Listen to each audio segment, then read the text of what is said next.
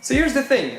I got a colleague who asked me to make him 2 wooden resin nightstands for him and his wife, and he didn't give me any specifications, so I'm gonna try a few things to try and improve my wooden resin working skills. So let's get to it. The first step was to 3D print outlines for original butterfly joints, except with an actual butterfly shape to hold the parts of the wood that were separated by a crack. Then I cut some pieces of wood which I thought would look great for some nightstands, and some had cracks which I could transform into rivers, and one of them had a beautiful tear in the wood, so I thought I'd use this to my advantage. Using a tiny saw bit on my Dremel, I started to cut the outlines for the butterflies on the 2 halves of each table that had them, and then used a regular saw to cut off the rest of the wood. Then I realized I wouldn't be able to do that with the curved ones, so I headed to my bandsaw for the rest of the cuts. Then I had to make the butterflies, so I glued 2 pieces of lighter wood together to get the right thickness, and then used a pencil and my 3D printed outlines to trace the butterflies. Then I headed over to my bandsaw again to cut out the butterflies one by one. Note that I planned 2 tables with butterflies of 3 sizes each, one with curved wings and one with straight wings.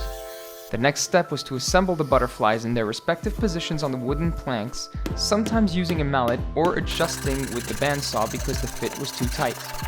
Sometimes it wasn't perfect, so I filled the gaps using a wood filling paste.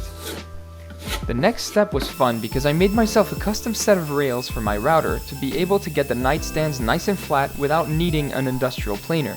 That was done on both sides of each nightstand and was surprisingly fast to finish. The next step was to sand down the faces of the wood to get them nice and flat because, well, my planer isn't perfect. And now that the wood was ready, it was time to make molds for the resin out of 0.5mm transparent PVC sheets that are simply great for molding. Just to be sure to avoid any leaks, I also added a few strips of tape around the mold. Following that, I traced the outlines of the mold onto the nightstands when they didn't fit in the mold to adjust their size with the bandsaw. I also sanded the sides of the tables to make sure there wouldn't be any small ripped off parts of wood on the sides before pouring the resin. Sanding also improved the resin's bond with the wood. The next step was to place the wood in the molds and then stir up a resin mixture. For one nightstand, which contains 2 planks, I used a gray mica powder for coloring and poured all of that into the molds, making sure I got some nice patterns in the resin. The other nightstand was made with a clear pink resin, and I repeated the process, making sure to heat the surface of the resin with a flame after a while to avoid bubbles at all costs. The next step was to unmold the parts after waiting about 2 days, and I readjusted the size of the boards since resin had seeped behind the woods on the mold as well. Using my planer, I also decided to plane the sides of the board to get them nice and perpendicular with the main surface of the nightstand. I then sanded down the surface of each plank with 40 grit sandpaper as well as 80 and 120 grit sandpaper, which was an absolute mess. For the boards with gray powder, I also cut out an L shape because my colleague told me there was a wall next to his bed, so that would mean putting the nightstand around the wall.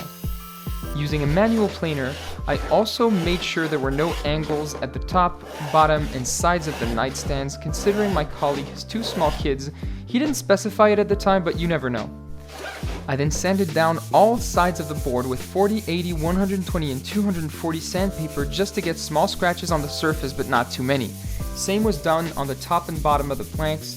I then manually added resin on the tabletop to get it to really stick with the wood and allow me to add a few coats later on that I sanded down for about 6 hours using 40, 80, 120, 240, 240 ultra finishing, 600 ultra finishing, 1000 ultra finishing, and then micro mesh sponges going from 1500 to 12,000 grit, followed by ultra fine car polishing paste, but I kind of forgot to film that. Once that was done, I screwed mounting brackets on an MDF board and then mounted the board onto the brackets to make sure all that was left was to screw them in the wall at my colleague's house. We pierced through the brick and concrete walls using a hammer drill and added plastic dowels to be able to screw in the brackets. That was completed quite fast and we were able to see the result of so much hard work, and it was definitely worth it. I hope you liked this video, and I'd love it if you could click that subscribe button if you did to help me with the YouTube channel. It would mean the world to me. Thanks again for watching, and see you next time.